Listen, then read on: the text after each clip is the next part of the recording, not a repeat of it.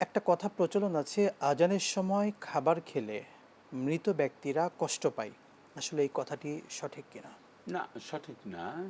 কারণ ইসলামে এর কোনো বিন্দুমাত্র কোথাও কোনো এর ব্যাপারে আলোচনা নেই যে কষ্ট পায়। বরং আলোচনা অনেকে মনে করে যে আজানের সময় খাওয়াটা ঠিক না। আজানের সময় খাওয়া ঠিক না, এটা এই ধারণাটাও ঠিক না।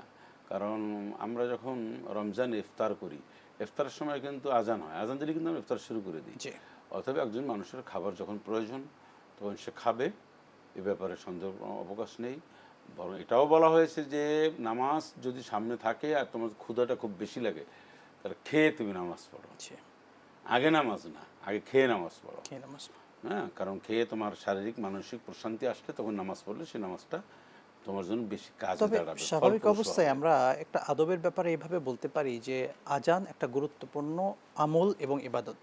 আজানের জবাব দেওয়ার একটা ব্যাপার থাকে এবং মন দিয়ে একটা শোনার ব্যাপার থাকে। তো সেটা যখন আজান হয় আমাদের উচিত এটাকে মনোযোগ দিয়ে শোনা। এই সময় অন্য কাজ থেকে বিরত থাকাটাই কিন্তু না, স্বাভাবিকভাবে উত্তম। সেটা দরকার রয়েছে, কিন্তু আপনি আজান তো বিভিন্ন জায়গায় হয় এবং নিঃসন্দেহে। আজান দিতে অন্তত ২-২.৫ মিনিট সময় লাগে মিনিমাম। জি। এখন আপনি মনে করেন খেতে বসে গেছেন, হ্যাঁ, এটা আপনার যেহেতু হাদিসে কোনো নিষেধ নাই, জি। সেহেতু আপনি এইটাকে নিয়ে বেশি বাড়াবাড়ি করতে পারেন না।